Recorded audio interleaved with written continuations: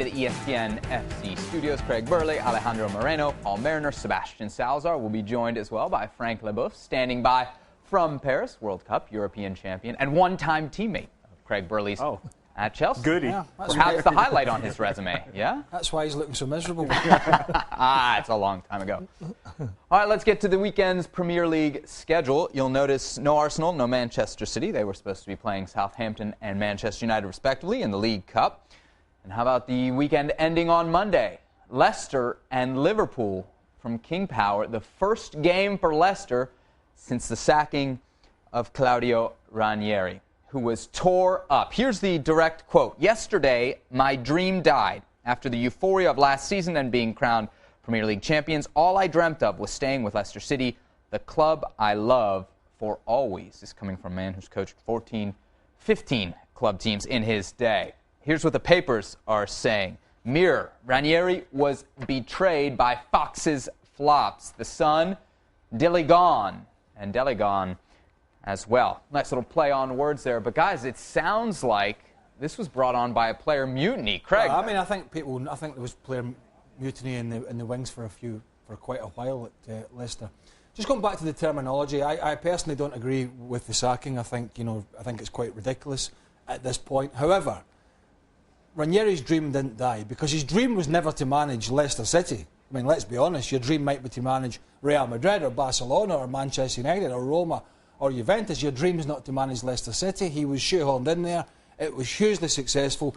And I think what we forget is there was 1/3 of the season still to play. That's 39 points are still available. He's still in the Champions League and he's not in the drop zone. That's why yesterday I was particularly annoyed, sat at home watching and reading the news that he had been sacked. Paul, it was interesting. You heard all the reaction yesterday, and what I kept hearing from people was that this was an indictment, further evidence that modern football is soulless.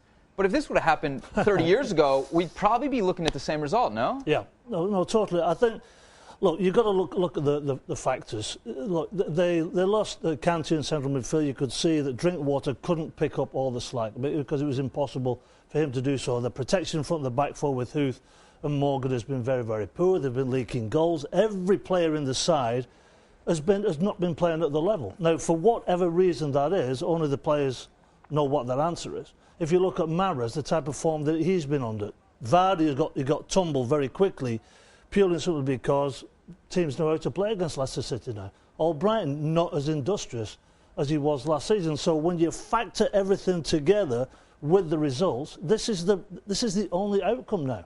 Because what they're worried about is the survival in the Premier League and those, what did they get last year, $93 million for winning the league. It's all about the dough, and the higher-ups have panicked. And it would feel that everything that you're saying, Paul, makes sense. And everything that everybody's been bringing up in terms of the points, in terms of the reality of the club right now, in terms of the fact that they're almost in the relegation zone, and it doesn't seem like the team is getting better. And that's why you can explain away the sacking of Claudio Ranieri. Mm-hmm. I would just say that given the equity that he had built with the sort of success that they achieved last season, that set of circumstances, that would be enough for me for him to be given the chance to finish out the season, because it's a special set of circumstances. It's not your standard season that you had last year with Leicester City. It was something that was unbelievable from every sense of the word. It was something that none of us expected, and we could not believe it while it was happening. I believe that in itself should have been enough for Claudio Ranieri to remain in. You know what is absolutely deafening for me is the silence from the players. Yes. There's not one word, not one quote have we heard from the playing staff about whether they had a great relationship with the players, and I have my doubts about that. I think that Shakespeare was a buffer with the players and Ranieri. Because let's remember, when Ranieri came into the club, he was Cambiasso there, and then he signed another Italian player. They didn't play the way that the players wanted to play. And to be fair to Ranieri, he swallowed his pride. He said, OK, lads, on you go. And that's what they did. But it is absolutely deafening, the silence that no player, Wes Morgan, who's the leaders of that group last season, have said absolutely nothing. There's a definite disconnect with the players, because even in his statement, he mentions the players very briefly as part of the relationship with Leicester City. This was very carefully put together, by the way, the statement by Claudio Ranieri, where he addresses the fans, he addresses the clubs, but the players seem to be sort of an afterthought and just carefully slipped into a couple of lines. That to me says that he knows the player let him down, and I find it that I think the players feel that maybe, just maybe, Ranieri let them down. You mentioned Shakespeare, the assistant manager. He could well be in charge for Leicester against Liverpool. Frank, let's bring you in on this. You've been in a dressing room under Claudio Ranieri at Chelsea. Do these reports of a player mutiny come to you as a surprise, or could you see this happening under his watch? Well, I was feeling that something would happen, but I have to say, like the guys on set, that I'm very appalled with the club decision. And as the guy said as well, if you don't have any reaction, Paul, from the players, it's because I think they're really ashamed of what they achieved. Because I think they're angry. They're not angry anymore. I'm angry at them because they became stars. They had a bigger wage. And now they don't do anything on the pitch, and I can blame them even more when I see them being surviving in the Champions League, meaning that they are able to work hard when they decide to work hard, and that's completely that's a shame for me to see that. And to see, because it's easier to sack one coach than 25 players, but I think.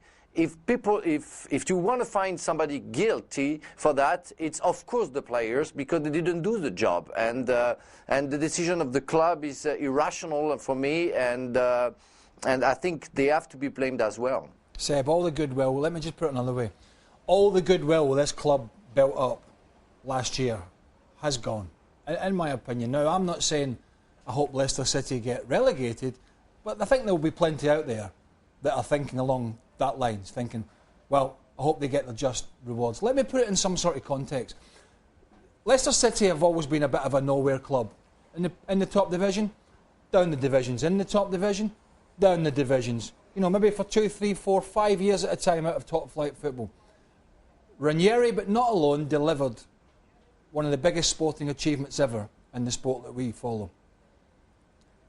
He topped his Champions League group, albeit one of the weaker ones. He topped them. He's still in the Champions League.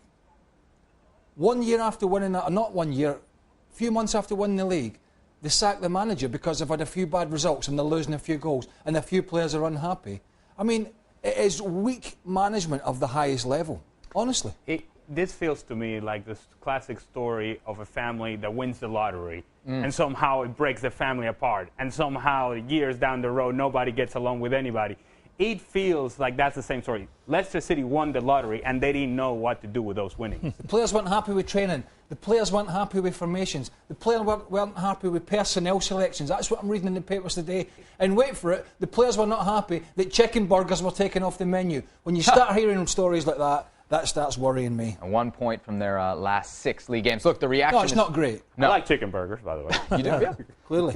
Look, the reaction has come in far and wide much. from this. But Jose Mourinho, of all people, chiming in. Interesting what he said on Instagram. Champion of England, FIFA Manager of the Year, sacked. That's the new football. Claudio keeps smiling. Amico, nobody can delete the history you made. That was something nice, Mourinho said about Claudio Ranieri. In 2008, he said he's old and hasn't won anything. This morning, he also wore a CR on his shirt in solidarity. Interesting times. He was wearing that CR at his press conference ahead of the League Cup final, and the SPI tells us Manchester United a 75% favorite to bring home the League Cup over Southampton. Let's assume that they win the League Cup against Southampton. Craig, what else do they have to do this season for Mourinho to honestly claim it as a success? Get in the Champions League. That's it? Either way? Top or Europa? Europa League or the league position. I suppose if they were to pick up the League Cup and the FA Cup and they've got a big game against Chelsea in that, then he would paint that, and the club might paint that as some sort of forward thinking. But I think United, the size of that club globally, and there's been reports recently how much money they're making, really have to be in the forefront of big club football, and that's the Champions League. It was just unfortunate that they had a bit of a ropey September, October. They didn't perform particularly well. I think that's mainly because Mourinho, when he came in, had so much to do with that squad. when he started to work out the players, when he was getting Mata in and getting Mkhitaryan in when he was fit, and then Pogba, Carrick, and then Herrera. I think Herrera has been absolutely key there. And, of course, with Zlatan scoring goals, I never, ever saw that coming. He has been absolutely phenomenal for Manchester United. I'm staggered at the level that he's played at and the number of games he's played. Manchester United has to be in the Champions League because they sell themselves as one of the biggest clubs in the world, and the history and everything, that the magic of Old Trafford and all these other stories that we hear about Manchester United. If that's the truth, they have to be playing at the highest level, and in club football, highest level is Champions League. All right, so let's get predictions. Craig, what do you think for the League Cup final? I think they'll be too strong for Southampton. Manchester United. Yep, 3-1. 3-1. Yep. Oh. Yeah, Southampton will score. All right. Oh, well, that's slight consolation. Solid. Well, you've got to give them something, Kruggy lad. All right, quick break coming up. We got a La Liga preview. Huge weekend in Spain. The SPI makes its triumphant return to ESPN FC, this time for Le Clasico, Olympique Marseille and PSG Sunday night. PSG coming in within reaching distance of the top of the French table. Marseille, 6th place, just 4 points back of 4th place and a Europa League berth. For more on this game, we call again on Frank Leboeuf. He joins us live from Paris. All right, Frank, so one of your former clubs, Olympique Marseille, as we just saw, our computers giving them a 13% chance on Sunday night. Should PSG really be that heavy a favorite in this rivalry match? Well, I have to admit, yes. You know, the squad, the quality of the squad, and their performance lately, you know, proves that it's going to be very hard for Marseille. So it will be a full crowd. It's going to be a fantastic atmosphere, and all the Marseillais think that they can do it. So if the players are also convinced that they can do it, you might have a surprise. But I would go for a draw if everything works well for Marseille. But it's true that Paris Saint-Germain, on paper, is better than Marseille. When they met in October, a scoreless draw. Also a scoreless draw over the weekend for PSG against Toulouse. That just 5 days after the 4-0 hammering of Barcelona. So there's some inconsistency there. Is what we saw from PSG against Barcelona something they can replicate, or one-off fluke? Well, it's sad in a way that when you lose points at home, you know, when you are in a big race 12 days before the end of the championship, you lose these points. You lose points at home. It can be crucial, but. I'm sure for the Champions League games and the return tie, it's going to be Paris Saint-Germain at his best, and I don't see Barcelona reaching the quarterfinal. It's too far to react, I think. The victory for PSG over Barcelona may well mean the end of the Luis Enrique era at Barcelona. Laurent Blanc, one of your former teammates, just in reports that have come out today, potentially linked to that Barcelona job. Do you think he'd be a good fit at the Camp Nou?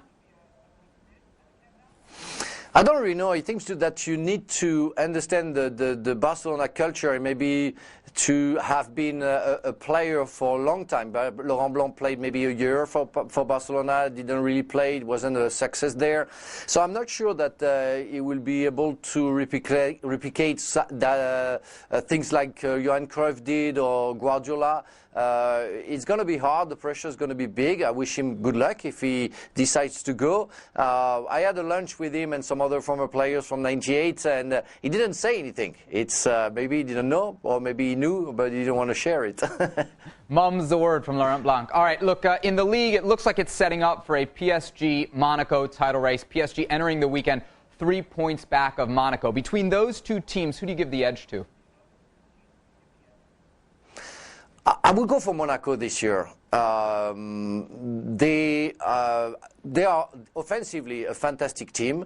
They prove that the squad is very rich and that they can interchange players.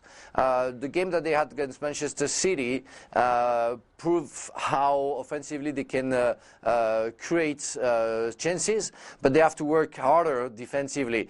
But it would be nice maybe to change a little bit the champion that we normally have every year, meaning Paris Saint-Germain. And don't forget Nice. And Nice is not dead yet, and we'll never know how they can react as well.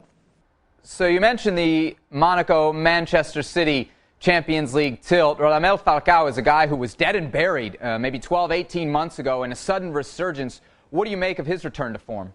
Absolutely fantastic. I mean, he started very slowly the season and then became, I would say, the Falcao that we all knew from Atletico Madrid, and he's an absolutely fantastic player. Even if I blame him from the game against Manchester City, where he decided to take the penalty, where Fabinho, the midfield player, never missed a penalty for Monaco and never missed a penalty during his entire career. So I don't know why Falcao, because maybe of an ego stuff, decided to get the ball and take the penalty that he missed. Because 3-1, I think Manchester City would have been in very big danger. Frank Leboeuf, thank you very much for your time. Great stuff as always. Pleasure. Thanks for hanging out with us here in the ESPN FC studios for extra time. Got some good Twitter questions here. Oh. Good is generous, I think. Okay. Noni wants to know, would Leicester have been more unified if Riyad Mahrez and Jamie Vardy had left? What? Huh? More unified. Why are we picking on those guys? Yeah. What? They'd be worse off. All this hard to How argue. can they be more unified? Maybe if Mahrez had left. Who's going to take the place of those guys? Well, somebody could have done better than Riyad Mahrez this season. Yeah, they've not Anybody. been great.